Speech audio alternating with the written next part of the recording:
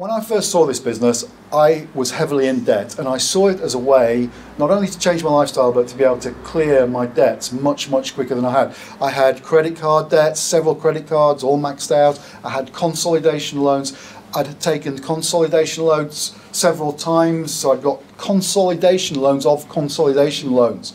And it was, the last one that I took out was actually scheduled to be finally paid off when I was 63 years old, which was over 20 years from when I took it out. And I hope you've noticed I've still got a way to go before I hit that milestone, but my debts were cleared off a long time before that, using this business in order to pay them off. What I want to share with you now is exactly what I did in order to pay off my debts.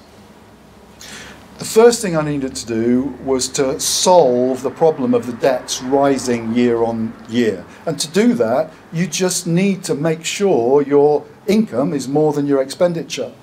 And my situation was, like many people, that although my income on paper looked like it was enough to match my expenditure, it was when the unexpected things came about. The car broke down, or the washing machine broke, or something unexpected happened that you had to get it on your credit card, and then that was the start of the slippery slope. Because however much you tell yourself you'll pay it off, something else happens and you start making minimum payments and it starts to go up with the interest, and it's a vicious circle. So the first thing I needed to do was either reduce my expenditure or increase my income. And what I chose to do was both of these things at the same time. So the increase in income came about through building my forever business.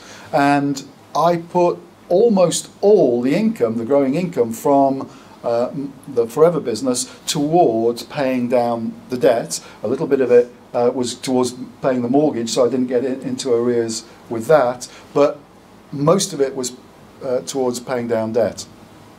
I also had a real budget to live off to make sure that the debts didn't increase. And this is really important. So all the luxuries went out of the window because I wanted to be able to pay down the debts as quickly as possible. This became my primary goal, paying off the debts. And I drove a second-hand car. It was a beat-up Vauxhall Corsa. I would drive up and down the motorway in the Vauxhall Corsa, and you know, although other people thought it was weird, even when I was earning pretty good money from the forever business, they wondered why I didn't buy a new car with that money. The reason was because my primary goal was not to drive a flash new car, it was to pay off my debts. Because let me assure you, once you have paid off your debts, actually you can afford any flash car you like, because you've got all the money that's coming in available to spend, not most of it going out to service debts. It was frightening how much servicing my debts was costing me. More than half my income was there just servicing the debts, paying the credit cards, making payments on loans, and all those kinds of things. More than half. And suddenly, when you eventually get to the point where you've paid off your debts, even if your income hasn't grown, you've got twice as much money as you had before, because you've got all this spare money that before was just being funneled to the banks or the credit card companies. So here's what I did. I sorted the income expenditure balance to make sure I had a small excess of income over expenditure.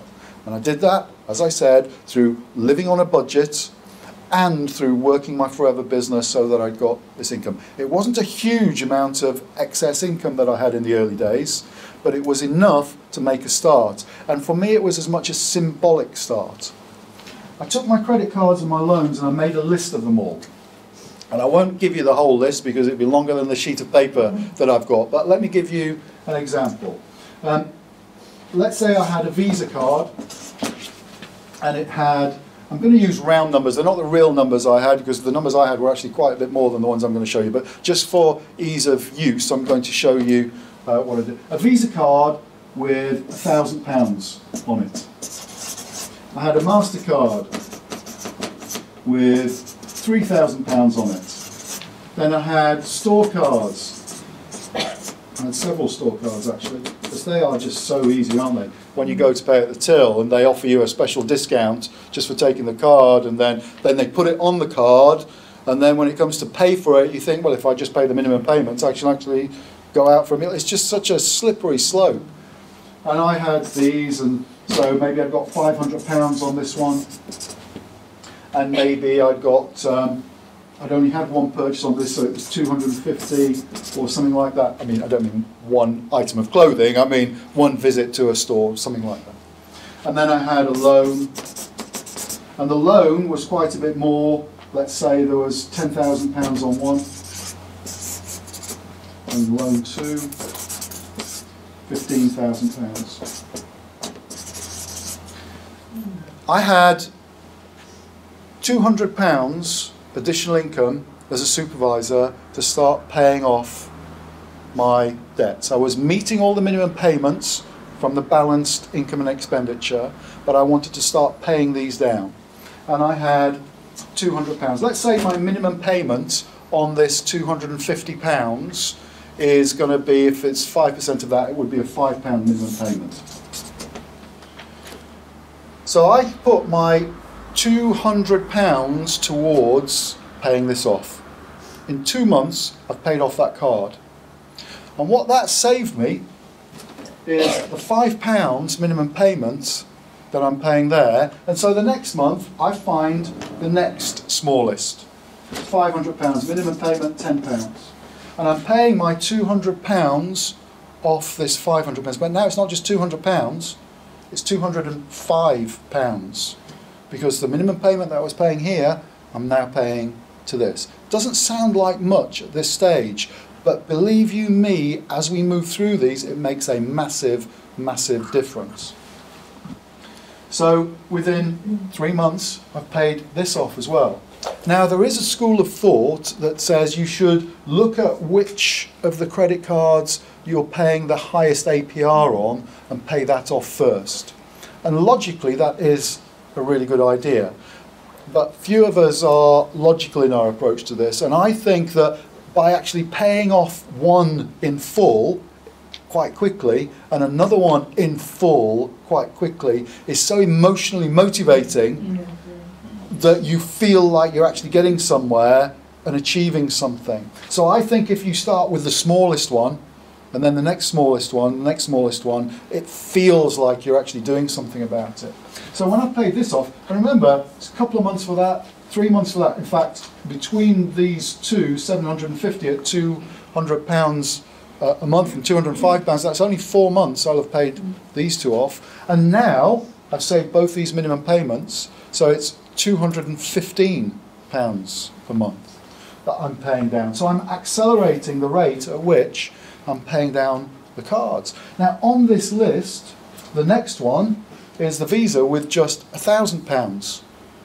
Now, if the minimum payment on that, on £1,000 is 5%, the monthly payment, then that would be a minimum of £50.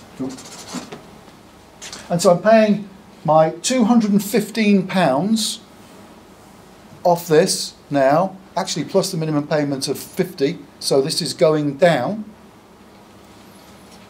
Even at, let's use 200 as round numbers, it's still within 5 months that will have paid off. So within 9 months of getting started, I've paid down 3 credit cards and I've got an additional £50, £65 to be paying off towards the next one. So the rate that you're paying off is actually increasing. Not only that, but remember, I've talked about this with just a fixed amount from my Forever business. But 9 months in, my business had actually grown to a manager business, and now I was drawing, instead of the £200 as a supervisor business, I'd gone through £500 as an assistant manager, and now £1,000. Now when my income was £1,000, I actually started putting some of that towards a few lifestyle things. Took a few holidays, nothing lavish, still on a budget, but a little bit more comfortable, but still put most of it towards paying down the next bill. A £3,000 credit card bill, minimum payment at 5%, which is a kind of typical minimum payment, is £150 a month. So when that's paid off, you've got an additional £150 pay these off. And as you go, my list was a lot longer than this, but as I went through this, the money I was saving in clearing these cards, I immediately applied to the next one, and it actually accelerated the progress of paying the cards off. So I was able to pay off all my cards. I was able to pay off the loan that was going to take me over 20 years to pay off. I paid all of the cards and all of my loans off within 4.5 years of starting my forever business. Not only that, but because of this acceleration of the growing income from my forever business, the money I was saving by not paying all this money to the bank, I started applying that to my mortgage, and within 18 months of paying these off, I paid my mortgage off as well. So that's just within 6 years of starting my forever business. Something I'd never done before. I didn't know what to do. I had to start from scratch, learn how to do it, and all I did was had a focus on paying down my debts, and it enabled me to clear my debts, pay my mortgage. I know of no other thing apart from robbing a bank and winning the lottery, and I think it's very unlikely that I'm ever going to do either of those two, that would have enabled me to clear this kind of debt. And I can assure you of one thing absolutely: you sleep so sweetly when you have no debts. You live very comfortably with no debts. And what you have in your hands is an opportunity to change somebody's life by showing them how to raise their income and how to apply some or all of that income to clearing their debts, and you'll change their lives forever.